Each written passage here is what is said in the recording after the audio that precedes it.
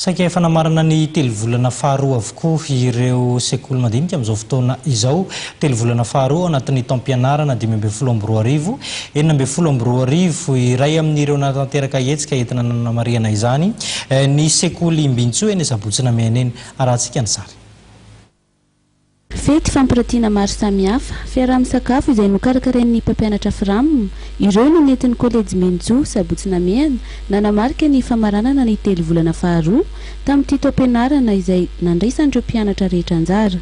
Izay mpianatra ato Imbintsoa dia manao fety fialamboly izay fanana isan-taona hanehoan'ny mpianatra amin'ny talentany. Misy hira, dihy izay ataon'ny mpianatra. Dia misy koa ny exposition izay ataon'ny kilasy tsirairay. Dia misy ny sakafo maivamaivana izay karakarain'ny Frame atao toerana ihany.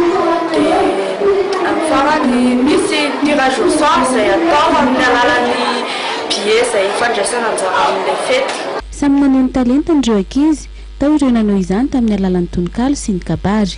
Alako tsy nifantariko ny kabetany, kaza mamonjy izay asony, ny atsinanana vateo andrevana, ny andrevana vateo atsinanana, ka ny masambosazy ny atsinanana, ivelany takariza amin'ny masoana, ny lampofayasa, misy mibokarikono, notatra vinday, rehetra mimantakitra. Notanterahana tamin'ny Sabotsy ihany koa ny fizarana ny bilitanin'ireo mpianatra rehetra, izay manomboka amin'ny ambara tonga fototra ka hatramin'ny kilasy fahasivy. Niroso tamin'ny fialan-tsasatra amin'ny telo volana faharoa ny mpianatra mialohan'ny hatrehana amin'ny telo volana fahatelo farany. Ny Kolejy Imbintsoa Sabotsina Mihana izay mankalaza ihany koa ny 2020 taona nijoroana amin'ity taona ity, izay mifototra amin'ny fanabeazana ireo mpianatra amin'ny fanomezana fahalalana, fahendrena ary fifankatiavana.